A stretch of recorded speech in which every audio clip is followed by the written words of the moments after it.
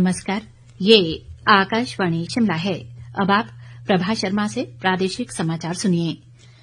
British deputy high commission के एक प्रतिनिधिमंडल ने आज चंडीगढ़ में मुख्यमंत्री सुखविंदर सिंह सुक्खू से भेंट की।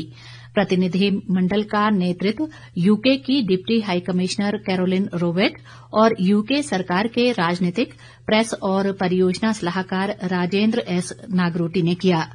उन्होंने मुख्यमंत्री को यूके और हिमाचल के बीच चल रही और संभावित साझेदारियों के बारे में जानकारी दी। बैठक के दौरान मुख्यमंत्री ने कृषि प्रौद्योगिकी, ग्रीन हाइड्रोजन, इलेक्ट्रिक वाहन, पर्यटन, डेयरी उद्योग, खाद्य प्रसंस्करण, डेटा भंडारण और जल संसाधन प्रबंधन जैसे क्षेत्रों में साझेदारी पर गहरी रुचि दिखाई। उन्होंने इस क्षेत्र में यूके की विशेषता का लाभ उठाकर पारस्परिक विकास और प्रगति को बढ़ावा देने की आवश्यकता पर बल दिया। बैठक के दौरान हिमाचल प्रदेश से यूके को हल्दी निर्यात को लेकर विशेष चर्चा हुई, जिस पर मुख्यमंत्री ने गहरी रुचि दिखाई और इस व्यापारिक अवसर को सुलभ बनाने पर बल दिया। कैरोलिन रोबेट ने हिमाचल प्रदेश और यूके के निवेशों के बारे में बताया और कहा कि बैठक के दौरान कुल्लू में एक कृषि उद्योग और राज्य में भारतीय संचालित स्कॉटिश डिस्टिलरी की स्थापना के बारे में चर्चा की गई।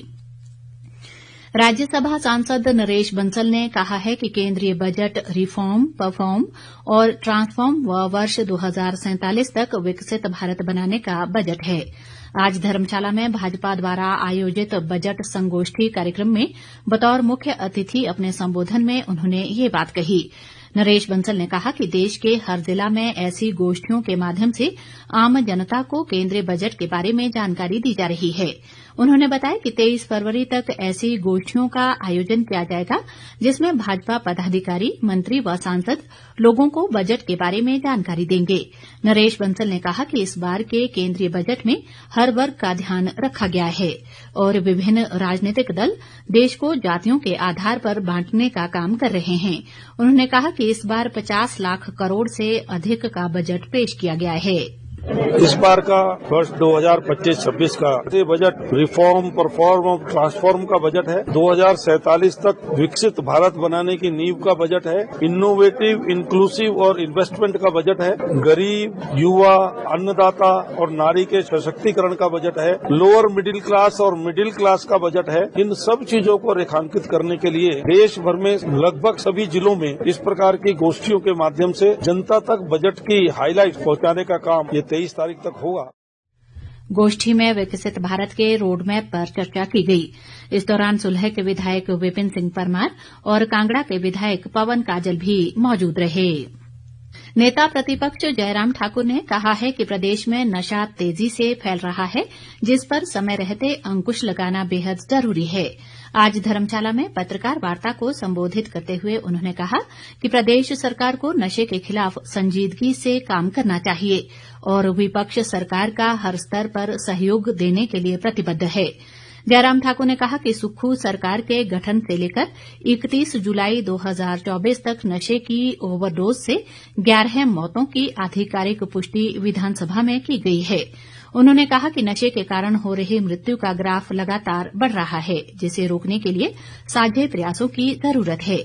नेता प्रतिपक्ष ने कहा कि व्यवस्था परिवर्तन वाली सरकार के आने के साथ ही नशा निवारण समिति को निष्प्रभावी कर दिया गया है और हिमाचल ड्रग फ्री ऐप व सीएम हेल्पलाइन द्वारा नशे के खिलाफ आम लोगों को मिल रही सुविधा का विकल्प भी बंद हो गया है। अखिल भारतीय इंटर जोनल महिला भारोत्तोलन प्रतियोगिता आज धर्मशाला में संपन्न हुई। समापन अवसर पर नेता प्रतिपक्ष जयराम ठाकुर ने बतौर मुख्य अतिथि और विधायक सुधीर शर्मा व पवन काजल ने विशिष्ट अतिथि के रूप में शिरकत की।